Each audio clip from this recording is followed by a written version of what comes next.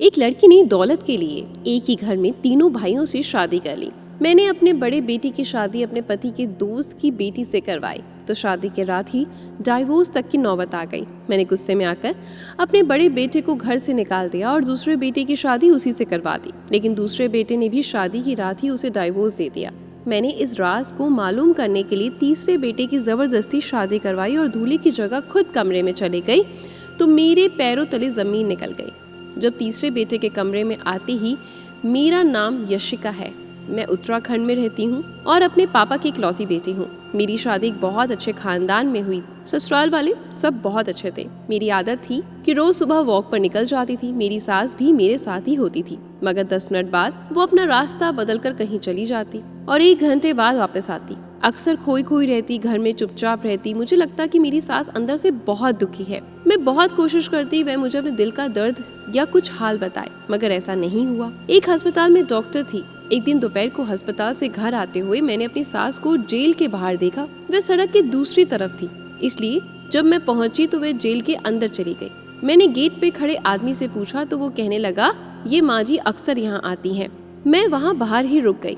आज मैं सास से बात करना और उनसे मालूम करना चाहती थी कि आखिर क्या वजह है इस सारे मामले की। 1 घंटे बाद जब मेरी सास जेल से बाहर निकली तो मुझे सामने देख घबरा गई। मैंने प्यार से कहा, मम्मी जी आप यहाँ क्यों आती हैं? किससे मिलने आती हैं? आज मुझे सब जानना है। मेरी सास कहने लगी, तुम घर चलो, मैं सब बताती हूँ। हम घर आकर कमरे में बैठ गए और मेरी सास अपनी कहानी सुनाने लगी। कहने लगी, मेरी शादी बहुत अमीर घराने में हुई। मेरे पति मुझसे बहुत प्यार करते हैं। अपने खानदान में सबसे बड़ी बहू होने के नाते सब मेरी बहुत इज्जत करते हैं और मेरा हर हुक्म मानते हैं। दूसरी वजह ये भी थी कि खानदान में सिर्फ मैं ही हूँ जिसके सिर्फ बेटे ही बेटे थे।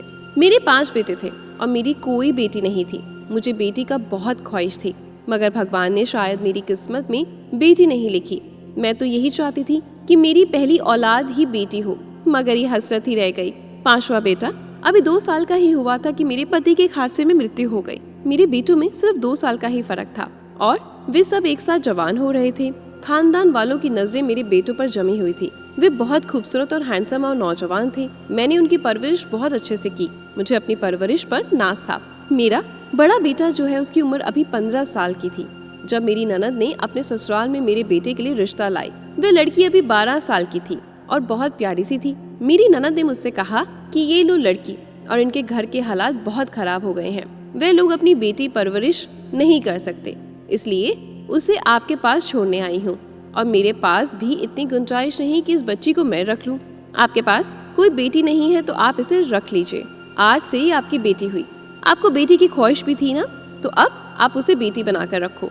यशिका मुझे पहले से ही बहुत अच्छी लगती थी। मेरी कोई बेटी भी नहीं थी, पर मैं उसको प्यार करके अपनी हसरत पूरी कर लेती। अब तो वह मेरी बेटी ही बनकर हमारे घर आ गई।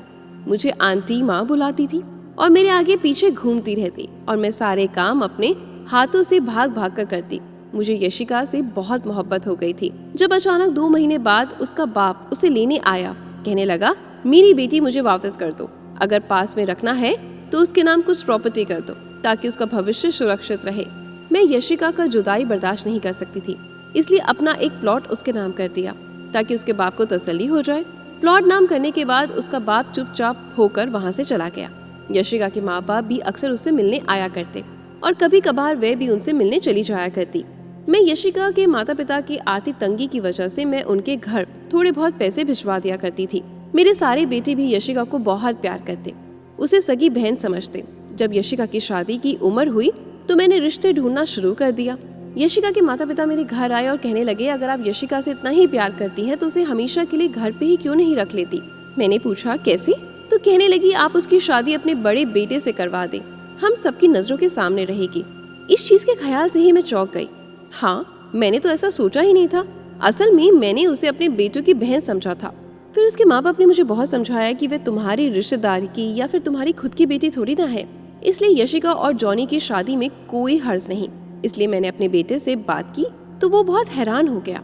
कहने लगा, मम्मी मैंने यशिका को हमेशा छोटी बहन की नजर से देखा है, मैं उससे शादी नहीं कर सकता। वह शादी करने के लिए मान ही नहीं रहा था, मगर मैंने उसको राजी कर लिया। बेटी की शादी यशिका से करके मैं बहुत खुश थी। मुझे ये भी था कि अगर बाहर से कोई और बहू लाऊंगी तो ना जाने कैसे निकलेगी। अच्छा है घर की बात घर में ही रहेगी। दोनों को कमरों में छोड़कर मैं अपने कमरे में जा रही थी। अभी मुझे ज्यादा देर नहीं हुई थी कि बेटे के कमरे से चीखने की आवाज आने लगी। मैं घबराकर बाहर भागी और घर में जितने भी मेहमान थे वो भी सभी बेटे के कमरे में भाग गए। दरवाजा खुला हुआ था और वह सोफे पर बैठा हुआ था, जबकि मेरी बहू कमरों के बीचों बीच रो रही थी। मैंने आगे बढ़कर उसे गले से लगा लिया और पूछा कि क्या हुआ। उसने कोई जवाब नहीं दिया। मेरा बेटा अपनी जगह से उठा और बोला, मम्मी मैंने इसे तलाक देना है। मैं उसकी ऐसी बातें सुनकर बिल्कुल हैरान रह गई। सब मेहमानों के मुंह हैरत से खुल गए कि नई नवेली दुल्हन के आते ही बीवी को तलाक देने की बात कर रहा है। मैंने भी गुस्से में आकर बेटे के मुंह पर थप्पड़ मार दिया और कहा, तुम क्या बकवास कर रहे हो, होश में तो हो। कहने लगा, मम्मी सच कह रहा हूँ, मैंने वाकई उसे तलाक देना है। मैंने अपने बेटे को फिर से थप्पड़ मारा और चिल्लाते हुए पूछा कि आखिर तुम ऐसा क्यों कह रहे हो। वह कुछ नहीं बोला तो मैंने गुस्से में आकर उसे घर से निकाल दिया और कहा कि आज से तुम मेरे लिए मर गए हो, आइंदा इस घर में दोबारा कदम मत रखना। मेरा बेटा घर से चला गया, मगर उसने मुझे वजह नहीं बताई कि उसे अपनी बीवी से तलाक क्यों चाहिए। मैंने अपनी बहू से पूछा तो कहने लगी, मुझे नहीं पता। कमरे में आते ही कहने लगी, मैं तुमसे शादी नहीं करना चाहता था, इसलिए मैं तुम्हें तलाक देना चाहता हूँ। इतना कहकर मेरी बहू फूट फूट कर रोने लगी। सारे मेहमान हम पर थू थू करने लगे। मेरे बेटे ने इतने लोगों के सामने मेरी नाक कटवा दी थी। लोग मेरी परवरिश पर सवाल उठाने लगे। मेरी बहू के माँ बाप भी वहीं थे। अपनी बेटी को दूसरे कमरे में ले गए। मैं अपने कमरे में आ गई। मुझे यकीन नहीं आ रहा था कि मेरा इतना काबिल और अच्छा बेटा ऐसा कैसे कर सकता है। मुझे इतनी शर्मिंदगी का सामना करना पड़ा। मुझे यकीन नहीं हो रहा था कि मेरा बेटा मुझे इतना शर्मिंदा भी करेगा और अपनी बीवी से इस तरह की तलाक की बातें करेगा। मुझे वजह जानने की बड़ी जिज्ञासा हो रही थी। कोई तो वजह होगी। अगले दिन मेरी समधन और समधी ने बहुत हंगामा किया और कहने लगे, अब हमारी बेटी का भविष्य खराब हो गया है, कोई तलाकशुदा लड़की से शादी क्यों करेगा। आपके बेटे ने मेरी बेटी की जिंदगी खराब कर दी। उसके पास तो कोई औलाद या जायदाद तो है नहीं कि उसे कोई दौलत के लालच में शादी कर ले। मैं बहुत शर्मिंदा महसूस कर रही थी। मेरी बेटी की वजह से आज मुझे ये दिन देखना पड़ा। मैंने सोचा तो मुझे सही लगा कि मेरा समधी सही कह रहा था। मैंने बड़े बेटे को घर और जिंदगी दोनों से निकाल दिया, इसलिए उसके हिस्से की सारी जायदाद अपनी बहू के नाम कर दी। मेरी बहू मुझसे बहुत मोहब्बत करती थी। मेरी बहू भी कहने लगी, माँ मेरे माँ बाप आप ही हो, मैं आपको छोड़कर नहीं जाऊंगी। मेरे बेटे ने मेरी बहू को तलाक तो दे दिया, लेकिन उसके बाद अक्सर मेरी बहू घर से बाहर वॉक करने के लिए नजदीक पार्क में चली जाती थी। मैं भी जाने देना चाहती थी कि बेचारी का कोई दिल लग जाए। मुझे दिखाने के लिए हमेशा वो खुश रहा करती थी, मगर मैं जानती थी कि वो खुश नहीं है।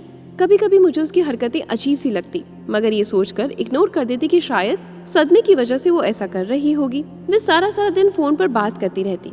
मम्मी से बातें कर रही हूँ, कभी बहुत परेशान होकर रोने लग जाती।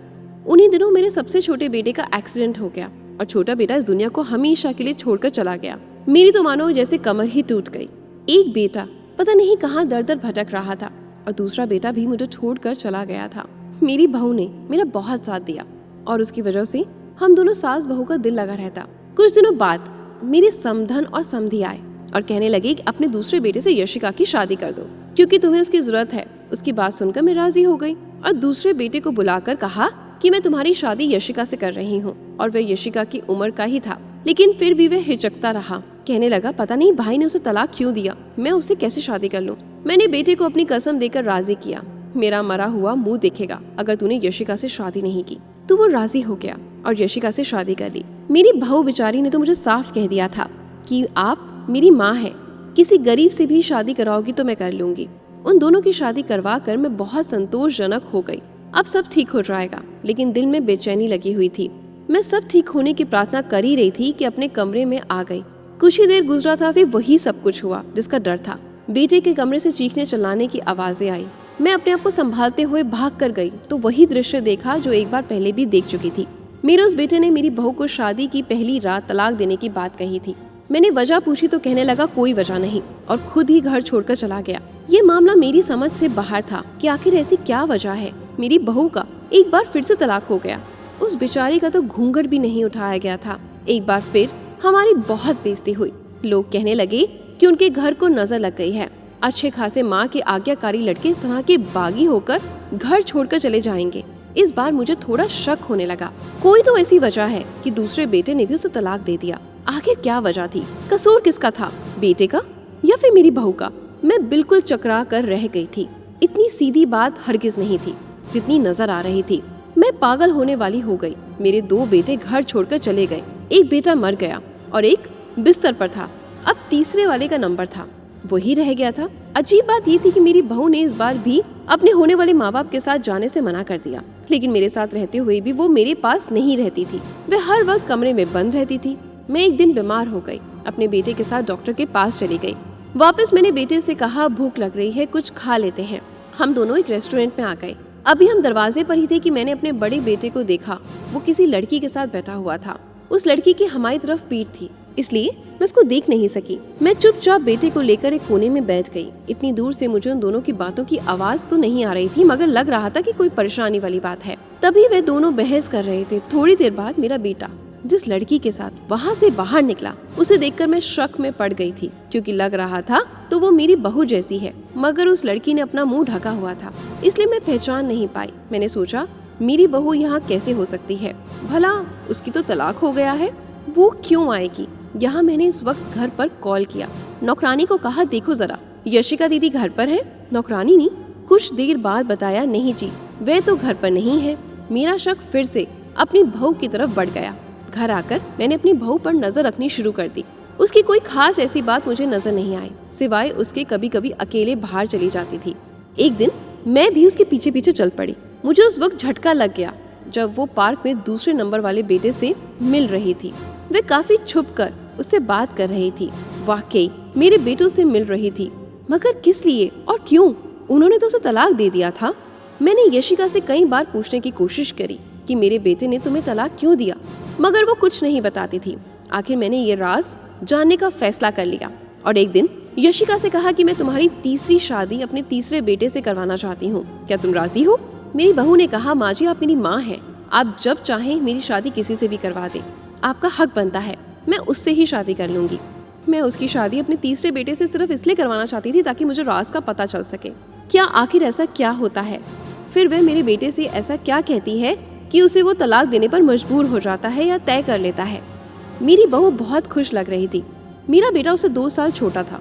शादी वाली रात मैंने अपने बेटे को कहा, मेरी तबीयत ठीक नहीं है, जाओ मुझे दवा ला कर दो। वो कपड़े बदल कर चला गया। उसके जाने के बाद मैंने उसकी शेरवानी पहनी, उसकी जगह खुद कमरे में चली गई और चेहरे पर सेहरा डाल लिया। कमरे का दरवाजा खोलकर जब मैं अंदर गई तो मेरी बहू बेड पर बैठी हुई थी। अपने दूल्हे को देखते ही बेड से उठ खड़ी हुई और खुद कहने लगी, मैं जानती हूँ तुम मेरे पति हो, मगर मैं इतना कहना चाहती हूँ कि मैंने तुम्हें हमेशा अपना छोटा भाई समझा है। मैं तुम्हें उस रूप में कबूल नहीं कर सकती। तुम्हें याद है ना, मैं और तुम इकट्ठे बचपन में खेला करते थे, मैं तुम्हारे लाड लटाया करती थी। मैंने तुम्हें भाई का दर्जा दिया, मैं तुम्हें पति का दर्जा नहीं दे सकती। तुम्हारी माँ ने मेरी शादी जबरदस्ती तुमसे करवा दी है और तुम्हारी माँ ने कहा है कि तुम तलाक मांग लेना। वे बस दुनिया के सामने सर ऊंचा करना चाहती थी कि उन्हें अपनी बहू से कितना लगाव है। मेरी पहली शादियां भी उन्होंने कराई और तलाक भी उन्हीं के कहने पर तुम्हारे भाइयों ने मुझे दिया। आज भी तुम्हारी माँ ने मुझे कमरे में भेजने से पहले कहा कि मेरे बेटे को मेरा संदेश दे देना कि वह तुम्हें तलाक दे दे। इसलिए मैं चुप करके उसे सुन रही थी। उसने कहा कि तुम्हें मेरी बात पर यकीन नहीं आता तो मेरी माँ से पूछ लो। उसने अपनी माँ को फोन किया तो थोड़ी देर बाद मेरी समधन भी कमरे में आ गई और कहने लगी, बेटा ये ठीक कह रही है, उसने हमेशा तुम्हें सगा भाई समझा है। उसने तो तुम्हारी माँ को बहुत मनाया और मना भी किया कि शादी ना करो, मगर वो नहीं मानी। मेरी बेटी तुम्हें पति के रूप में कबूल नहीं कर सकती, ये किसी को पसंद करती है। उसे तलाक दे दो ताकि उसकी शादी मैं उस लड़के से करवा सकूं। मेरी समधन और मेरी बहू को मालूम ही नहीं था कि सेहरे के पीछे कौन है। यशिका को यही लग रहा था कि मेरा बेटा उसका पति है। मेरी सांसें रुक गई। वो कितनी फराटे से झूठ बोल रही थी और मेरी समधन से मिली हुई थी और वो भी झूठ बोलकर मेरे बेटों से तलाक लेती रहती थी। मेरी बहू जैसे मैंने उसे अपने बेटी से बढ़कर चाहा और उन सब में मेरी समधन भी मिली हुई थी। ये सब देखकर मेरी तो जान ही निकल गई। मैंने चेहरे से सेहरा उतार कर फेंक दिया। दोनों मुझे देखकर घबरा गई और कहने लगी, मम्मी आप यहाँ? मेरी समधन मुझे देखकर दंग रह गई थी। उन्हें उम्मीद ही नहीं थी कि मैं दूल्हे के रूप में उनके सामने खड़ी हो गई। मैंने आगे बढ़कर उसके मुंह पर थप्पड़ मार दिया और चिल्लाकर कहा, खबरदार मुझे मम्मी कहा तो तुम इतनी घटिया निकलोगी यकीन नहीं था। मेरे बेटे के खिलाफ मुझे भड़काती हो। तुम्हारी वजह से मैंने अपने बेटे को घर से निकाल दिया। मेरी समधन आगे बढ़ी कि समधन जी मेरी बात तो सुनो, मगर मैंने उससे भी धक्का देकर पीछे कर दिया। यशिका परेशान हो गई कि मुझे सब पता चल गया है। उसने जल्दी से मेरे मुंह पर हाथ रखा, मुझे कुर्सी पर बिठाकर आंखों ही आंखों में अपनी माँ से इशारा किया और फौरन मेरे हाथ पांव एक दुपट्टे से बांध दिए और मेरे मुंह में भी कपड़ा ठूस दिया। कहने लगी, सॉरी सासू माँ, आपको ये सब पता चल गया तो मुझे आपके साथ ये सब करना पड़ रहा है। अब आप यहीं कैद रहेंगी। मैंने चिल्लाना चाहा मगर मेरी आवाज़ मेरे मुंह से अटक कर रह गई। आखिर ऐसा क्यों कर रही थी? अचानक दरवाजे पर किसी के आने की आहट हुई। मेरी एक रिश्तेदार औरत की आवाज़ आई, यशिका, सब ठीक है ना? यशिका दरवाज़ा खोलने की बजाय वहीं से कह दिया, जी हाँ, सब कुछ ठीक है, आप जाकर आराम से सो जाएं। उसने कुर्सी समेत मुझे बाथरूम में बंद कर दिया। थोड़ी ही देर बाद मेरे बेटे की आवाज़ मुझे सुनाई दी। वो मेरा बेटा पूछ रहा था कि मम्मी कहाँ है और उसने कहा कि वह अपने कमरे में होगी। मेरा बेटा यकीनन मुझे ढूंढता। मैं अंदर तड़प रही थी। मेरे साथ ऐसा भी होगा मैंने कभी ख्वाब में नहीं सोचा था। कुछ देर बाद मुझे दोबारा बाहर से आवाजें आने लगी। मेरा बेटा मुझे ढूंढने बाहर चला गया था। मैंने बहुत कोशिश करी पर मैं अपने आप को खोल नहीं सकी। उसने बहुत मजबूती से मुझे बांधा था। थोड़ी देर बाद मेरी समधन आकर मुझे वहाँ से निकाला और खींचते हुए स्टोर रूम में ले गई और ले जाकर बंद कर दिया। मैं अभी तक बेटे की शेरवानी में ही स्टोर रूम में बंद थी। मेरी हालत खराब होने लगी। मुझे उम्मीद भी नहीं थी कि मेरा बेटा मुझे ढूंढने लगेगा, मगर पूरा दिन गुजर गया और वहाँ मुझे बंद एक कैदी की तरह पूरे 2 दिन हो गए थे। और यशिका आकर दिन में सिर्फ एक बार खाना देती थी और अब भूख से मेरी जान निकल रही थी। मैंने अपने आप को आज़ाद करने की कोशिश शुरू कर दी थी, जो मैं पिछले 2 दिन से कर रही थी। शाम तक मैंने जोर लगाकर कुर्सी को काफ़ी ढीला कर लिया था और रात तक मैंने अपने आप को छुड़ा लिया। रात को जैसे ही दरवाज़ा खोलकर यशिका अंदर आई तो मैंने स्टोर रूम में रखा हुआ डंडा उठाया और उसके सर पर दे मारा और उसे बेहोश कर दिया और खुद भागते हुए स्टोर रूम से बाहर आई। मेरा बेटा बेचारा मुझे ढूंढ ढूंढ कर थक गया था। मैं चीखते हुए बेटे को आवाज़ देने लगी। मेरी आवाज़ सुनते भागकर वो मेरे पास आया, चिल्लाया। मेरी हालत बहुत बुरी थी। मैं उसे बता रही थी कि तुम्हारी बीवी यशिका ने मुझे अगवा कर लिया था और स्टोर रूम में मुझे बंद कर दिया था। मैं वहाँ बेहोश हो गई थी और होश जब आया तो मैं अस्पताल के बेड पर पड़ी थी। मेरे दोनों बड़े बेटे भी मेरे सामने खड़े थे। उन दोनों को देखकर मैं बहुत खुश हो गई और मुझे लगा कि मैं एकदम ठीक हो गई हूँ। यशिका के बारे में तो छोटे वाले बेटे ने मुझे बताया कि वो धोखेबाज लड़की इस वक्त अपने माँ बाप के साथ जेल में है। मेरे बेटे ने मुझे सारी कहानी सुनाई। मेरी समधन और समधी को शुरू से ही मेरी दौलत पर नजर थी। जब मेरे पति की मृत्यु हुई तो उन्होंने प्लान बनाया कि वो अपनी बेटी को मुझे देंगे, यशिका के जरिए मेरी दौलत पर कब्जा कर सकें। यशिका ने जब मेरे बेटे से शादी की तो शादी भी यही कहकर की कि मैं तुम्हें हमेशा अपना बड़ा भाई समझती हूँ, मैं तुम्हारे साथ ये रिश्ता नहीं निभा सकती, किसी और को पसंद करती हूँ, मुझे तलाक दे दो। उनका मकसद था कि एक एक करके मेरे बेटे को घर से निकलवा दे ताकि सारी दौलत अकेली उसके नाम हो जाए और वो अकेली मालकिन बन जाए। उसका प्लान कामयाब भी हुआ और मैंने अपने बेटों को घर से निकाल भी दिया। उसने मेरे दूसरे बेटे को भी यूं ही कहकर तलाक दिया और घर से निकलवा दिया। बाद में ये सच्ची बनने के लिए उनके खातिर उससे मिलती रहती और उन्हें कहती कि तुम्हारी माँ ने तुमको घर से, जिंदगी से, दोनों जगह से निकाल दिया, तुम लोग भी उनसे अपना रिश्ता तोड़ दो और कभी घर वापस मत आना। यहाँ तक तो मुझे फिर भी बर्दाश्त था, मगर उन लोगों ने दौलत के लालच में आकर मेरे छोटे बेटे का जानबूझकर एक्सीडेंट करवाया कि वे दोनों मर जाएं। तो भगवान की कृपा थी कि जिंदगी बच गई। उन तीनों ने मिलकर मेरे हंसते खेलते परिवार को उजाड़ डाला। मेरी बेटी कहते कहते जुबान नहीं थकती थी और वो इस तरह निकलेगी, मेरे घर को ही खा जाएगी, और ये सब उसके माँ बाप ने सिखाया। आज वे तीनों जेल में हैं। मैं कभी कभी जेल में यशिका से मिलने जाती हूँ। आखिर मैंने उसे बेटी समझकर पाला था, उसे देखने का दिल करता है तो चली जाती हूँ। वो माफ़ी मांगती है मगर मैं उसे माफ़ नहीं कर सकती। उसने मेरे बड़े बेटे को मुझसे छीन लिया जो किसी सूरत में वापस नहीं आ सकता। इतना सा बताकर मेरी सास कहने लगी, मैंने अपने तीनों बेटों की दोबारा शादी कर दी। बड़े बेटे जॉनी की तुमसे शादी कर दी। आज मेरे बेटे अपने घर में बहुत खुश है। मैं सुबह सुबह तुम्हारे साथ वॉक पर जाती हूँ तो वहाँ से रास्ता बदल लेती हूँ और अपने मरे हुए बेटे की आत्मा की शांति के लिए प्रेयर करती हूँ। मेरे दिल को बहुत सुकून मिलता है। तो कैसी लगी आपको आज की मेरी ये कहानी? अच्छी लगी हो तो वीडियो को ज़्यादा से ज़्यादा शेयर करें और अपनी कोई ज़िंदगी से जुड़ी या किसी से सुनी हुई जो कहानी है वो साझा ज़रूर करें। धन्यवाद।